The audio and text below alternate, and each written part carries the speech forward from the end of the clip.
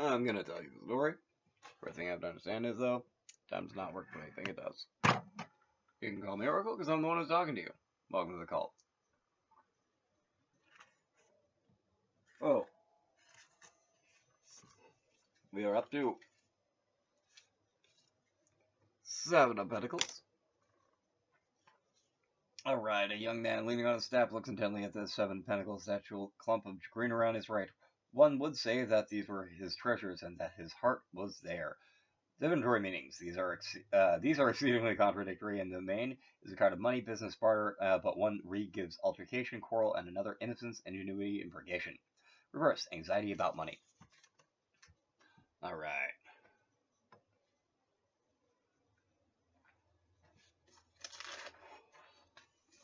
So, I'm going to review a couple things from the last one. Mask, Varnika. Call, Avate. Answer, Trarinati. Idle, Muki. Invite, Amantranam Karoti. Face, Muka. Divakaku, divine eye. Divasota, divine ear. I'm going to add on to this with Urdi, psychic powers. Mental powers in general, Manu. Pube Nivasunasati, or remembering your former abodes, past life memories.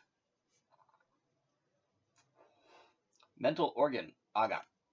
See mentally, Kusmayate, touch mentally, Merzati. Perceive, Laksate.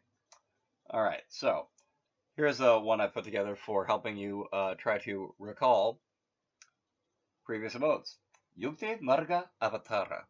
So Yukte is if you did any of the swords, you might remember Yukte. Yukte is Yugkte, so Yukte Marga or pathway, Avatara incarnation. You could draw it out a little bit with Yukte Marga Panarjanam Avatara, which is reincarnation incarnation. And so basically, that's basically you saying you want to recall the path of your Atman. You could also go Yukte Atman Marga Paranjanam Avatara. That's literally recall the path of your soul through reincarnation incarnation. Avatara, interesting fact.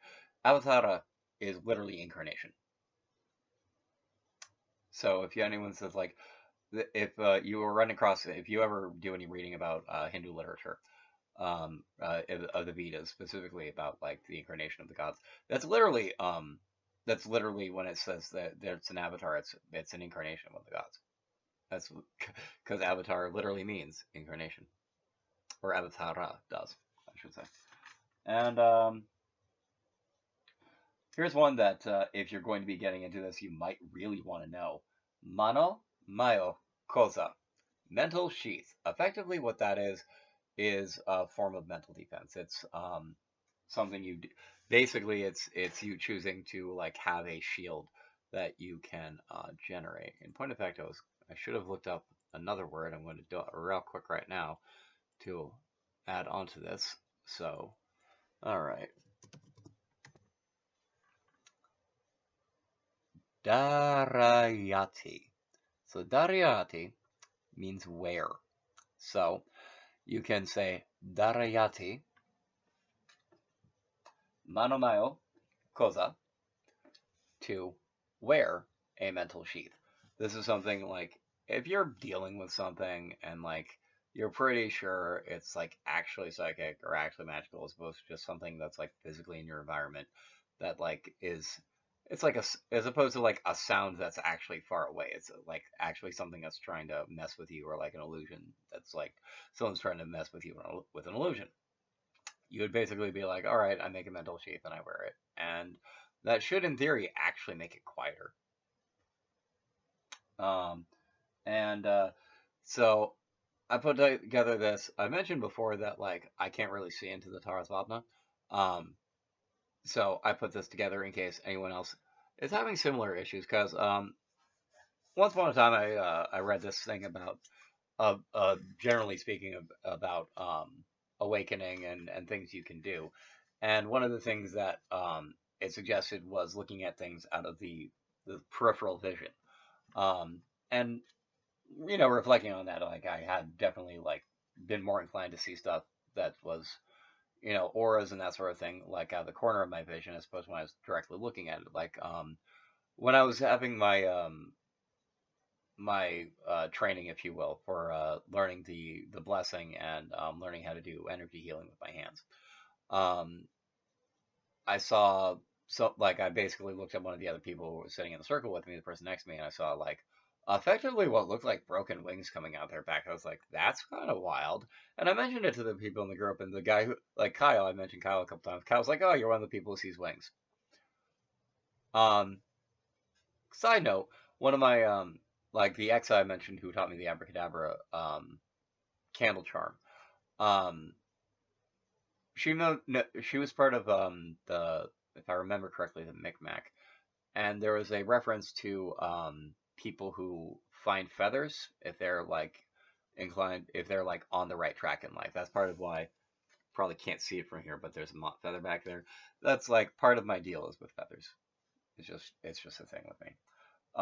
But I think that might have something to do with the whole like wings thing. Maybe. I don't actually know because I haven't really had a chance to talk to anyone about that since then. Seven of Pentacles. All right. Ready, but still waiting to enjoy the fruits of your labor. Be patient about progress. Things need time to develop, grow, and reach fruition. Timing is important. Get it right. Assess the current situation and determine the next step. Project review. How was it developed along the way? Reverse meaning. Impatient with the process. Stepping in, reaping too soon. Investment anxiety and poor planning. All right. So now that I've knocked that out, I was bringing up how I don't really see things in astral space, just like walking around, which is honestly, considering how much could be going on in astral space at any given time, that's actually probably pretty useful for me. Like that, I don't constantly get my attention flagged by stuff that I would be the only one who'd see, because I'm a strange enough seeming person as it is. I really don't need to be like visibly seeing stuff that no one else can see.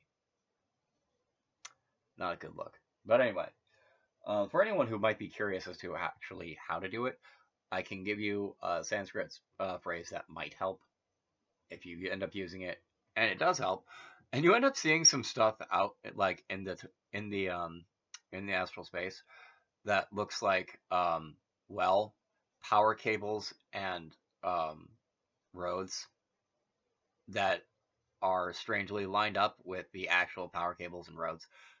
Those are mine. That's my mantra. Yeah, that's my yantra zakti.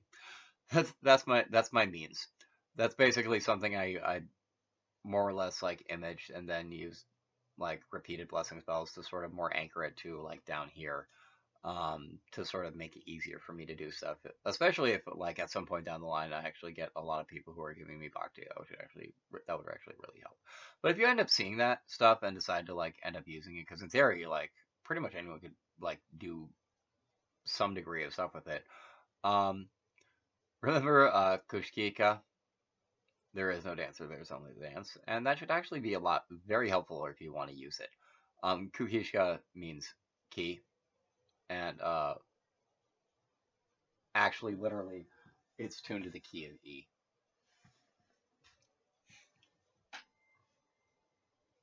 Kushkishka mantra. There is no dancer, there is only the dance. Operator, Enlil. Enlil is the name I gave this thing. Anyway, if you played if anyone's played like all of the Ultima games, that's a specific reference to Ultima 2. Anyway, so I have this. I'm going to have a Bodhikina or a logoed. I'm going to have a logoed Gona chakra. It's not going to be like a full-on Gona chakra. It's going to be like a mini feast, but like I made this like effectively every burger I've ever had from anywhere, as well as every taco and every chicken sandwich. So, because I'm crazy like that. Also, this is for later. Tomorrow is Thanksgiving. Now, there is a lot of straight up propaganda um, that people who that basically everyone American has been force fed their entire lives about Thanksgiving in particular, and about how we didn't just like murder a bunch of Indians who were actually being very nice to us. But that's basically what happened. The native people were essentially being very, very, very kind to a bunch of foreigners that basically showed up and started saying all of their land was theirs. All of the natives' land was the pilgrims, and like um, honestly, without the natives, we would have died. That's just the thing. It's literally just the thing. But because this stuff is used for cleansing and purifying, I already used my Asa Sampradati to bless it to be for the purpose of Devate, of cleansing, and Marsti, and purifying. I might have the order of those backwards, but yeah.